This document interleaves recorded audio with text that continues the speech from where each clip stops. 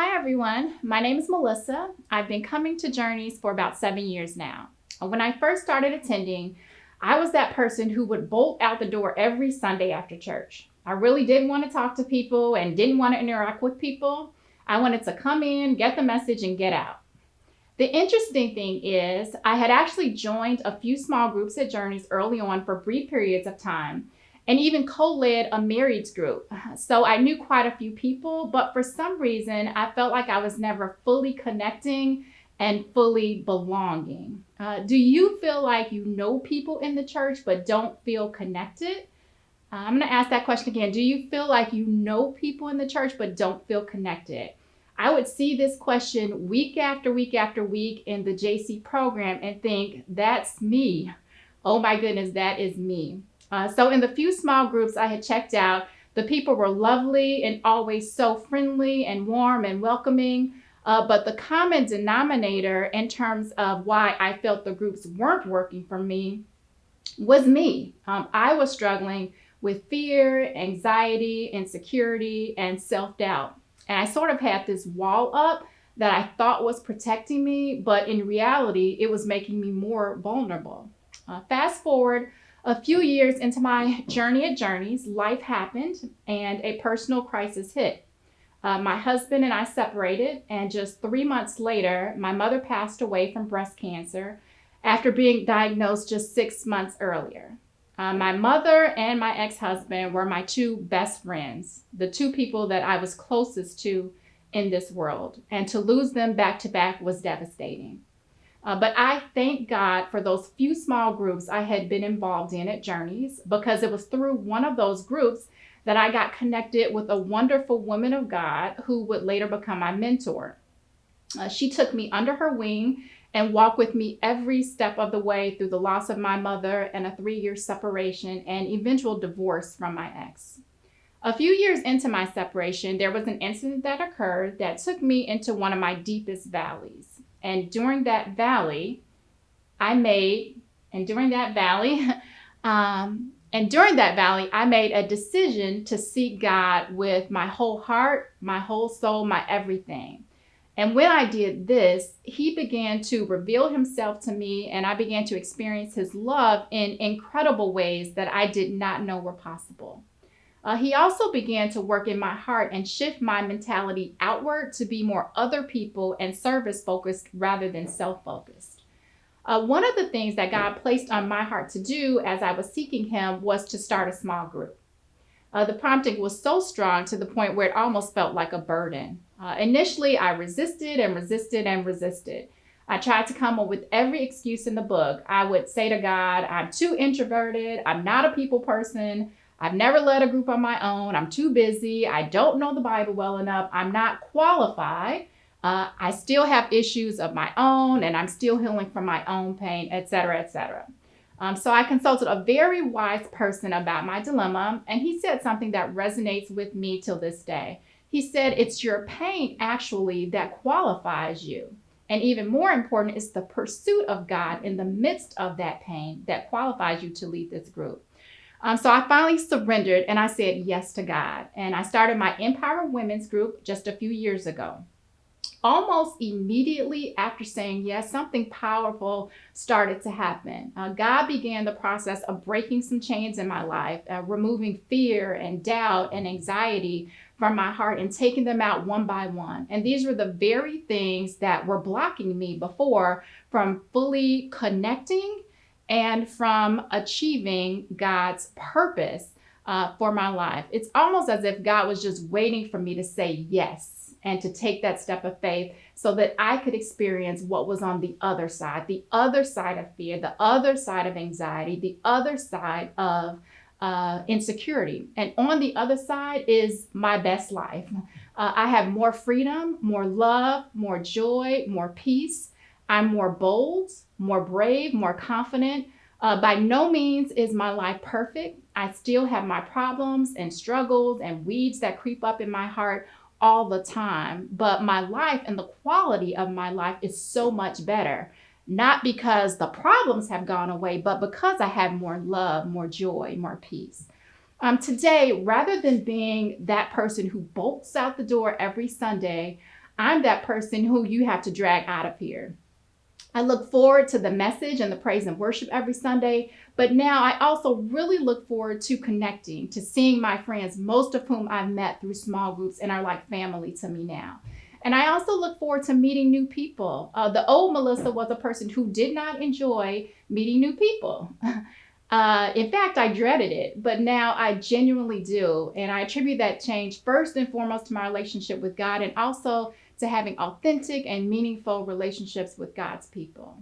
So after my Empower Women's group, I went on to lead a divorce care group, then a Zumba group, and it has been fulfilling and such a blessing these past few years to experience the power of community in small groups and to help people grow in their faith and to see them develop and change and transform.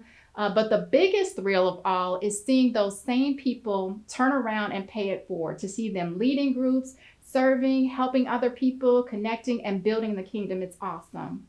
Lastly, I just want to say thank you. I am so grateful to God and just so grateful to Journeys. Thank you for supporting me. Thank you for not giving up on me. Thank you for being God's hands and feet. Thank you for not letting me fall through the cracks. Thank you for encouraging me. Thank you for loving me. You have made an impact for eternity, and I will forever be grateful. Thank you. Woo-hoo!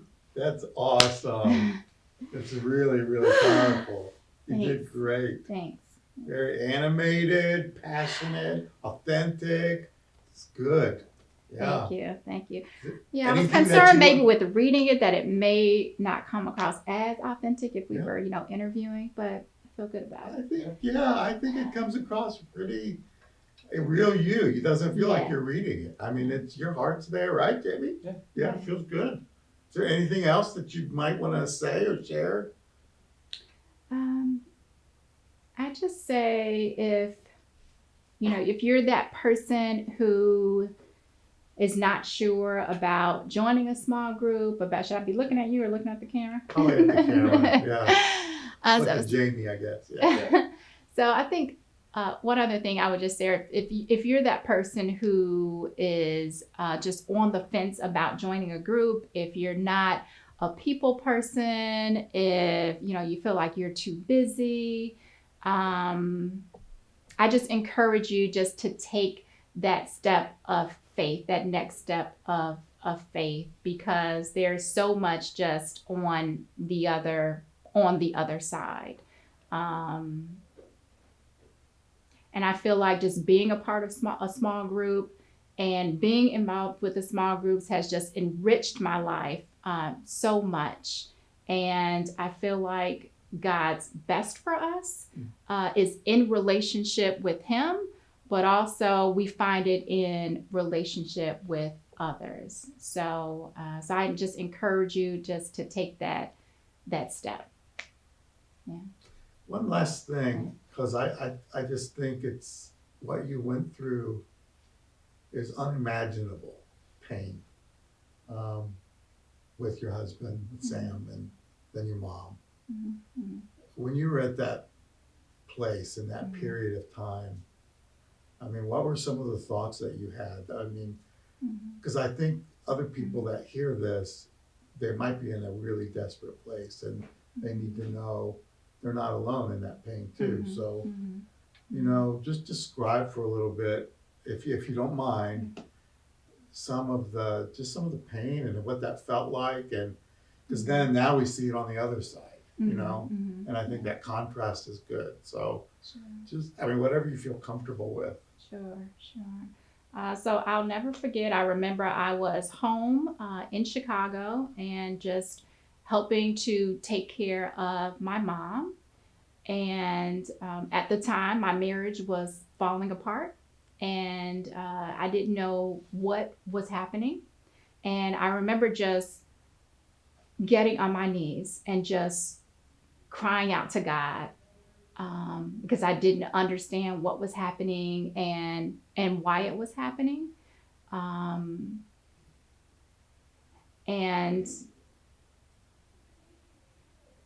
the pain was so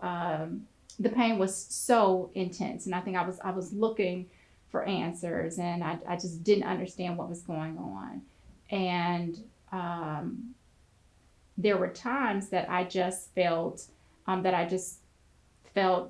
alone, and I felt just abandoned, and I felt um,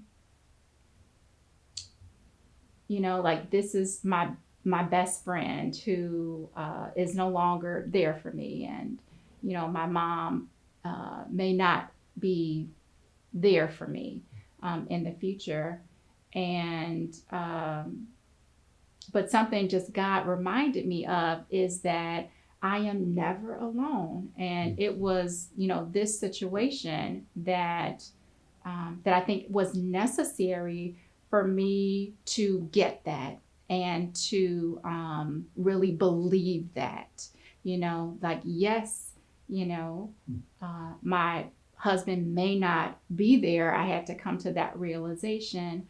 Yes, my mother may not be there for me, but God reminded me, I will never leave you. I will never forsake you. So those scriptures they started to just come alive in my life, and I started to understand what the living word is, and that it's alive as I started to experience the word actually. So I mean, there were times that I just felt alone, that I felt confused, um, that I felt that I wasn't wanted, um, and and God just came in and um, and showed me that again that I'm not alone, that I'm loved, that I have a tremendous value, that I'm accepted, and it made all the difference.